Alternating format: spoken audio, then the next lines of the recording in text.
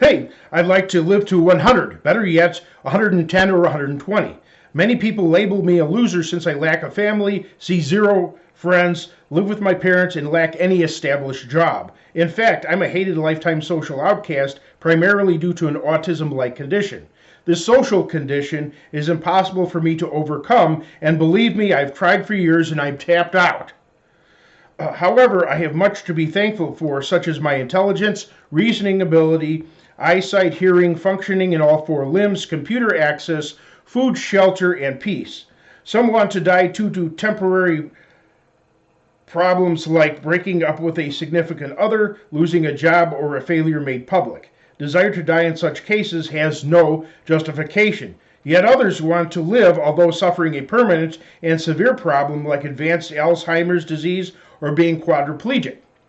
Or Ray, a former classmate who went nearly blind besides needing over 6 hours of kidney dialysis every day to stay alive. Or Helen Keller, who was both blind and deaf. But these people had/have loving families and a network of friends to associate with and help them. Hence the motivation for soldiering on. But being forced to combine my problems with theirs would make death highly desirable. That's because, besides the unpleasantness of the situation, it would not be life, but a living death or zombie type condition. Consider that you cannot buy love nor friendship. You cannot make people care about you. What often happens to isolated people with severe and permanent handicaps is being neglected for consecutive hours or days despite suffering great emotional and or physical pain. Some are victims of getting beaten up, and most are regularly prevented from doing things they want and forced into things they don't want. This happens in home care, hospice, hospital, nursing home, any situation. As for the chronically or permanently bedridden, lacking adequate family friend support systems, beside neglect, beatings, and disrespect they'll likely experience, many of those in charge neglect to change their bodily waste, so feces and urine mound up on and around the patient. Also, those with zero mobility need to be regularly shifted to prevent open wound bed sores. Negligence sometimes allows flies to invade those sores from which maggots begin to crawl. Worse yet, chronic care and end-of-life care are extremely expensive, leaving patients and or their families with massive bills as insurance companies often refuse to cover all or most of it.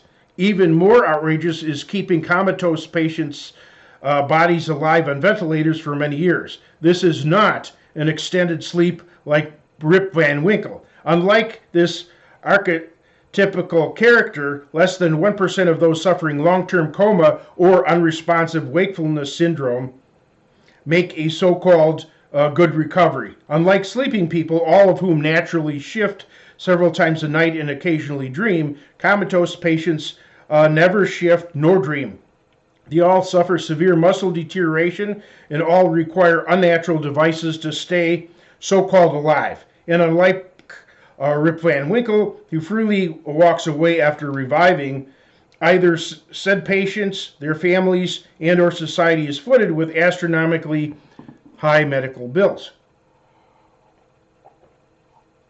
A former preacher related his time of previously working in a hospital. In that hospital, it was discovered that female comatose patients were being regularly subjected to sexual intercourse by hospital orderlies.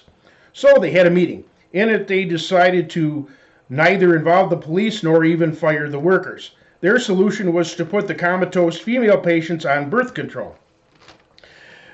In the case of me becoming a comatose, either I would eventually die in that state and my charities would be robbed of all the money that would have gone to them, or I would awake with extra brain damage in addition to the damage I was born with and be bankrupt, crippled, and have nobody to care for me or about me. So, upon a confirmed diagnosis of dementia, Alzheimer's, Lewy body, which the actor Robin Williams had, etc., quadriplegia, comatosis, etc., it would be important for me to quickly die. So my spirit would be set free, which death would paradoxically be more life than the living death. The only reasons that people outside of family members or friends help keep those with nearly non-functioning brains or bodies, so-called alive, is to drain them of all their money like vampires draining blood, have a sense of superiority and power over others, or both. The only reasons that family members or friends help keep those with nearly non-functioning brains or bodies, air quotes, alive, is irrational fear of death, lack of maturity to face the inevitable, and or having a sense of superiority and power over others. Think about it! Keeping people alive against their wishes by having devices inserting into them is a form of endless rape. And think about it! Family pets are allowed the dignity to go quickly and peacefully, but humans are not? Quoting Confucius, humankind differs from the animals only by a little, and most people throw that away. Even men facing life imprisonment without possibility of parole have more freedom, as they can somewhat move about, read books, and send and receive letters. As far as godliness, so-called end-of-life care, death care, it is the exact opposite, as God is reflected through nature, and death care is the most unnatural thing possible. Read Romans chapter 120 to 22. In fact, death care robs society by causing health insurance to be more expensive overall and have a smaller percentage covered by insurance than would be if death care wasn't bleeding the system. And every zombified patient takes up a hospital bed and diverts staff from attending to someone in extreme medical emergency whom we know can be helped and needs it immediately. So there should be a universal law that nobody shall be perpetuated in a comatose or vegetative state longer than 1 year. For adults who would desire to go expeditiously after a tragedy such as coma, dementia, paralysis, or quasi-unresponsive wakefulness, beware of a so-called power of attorney for healthcare.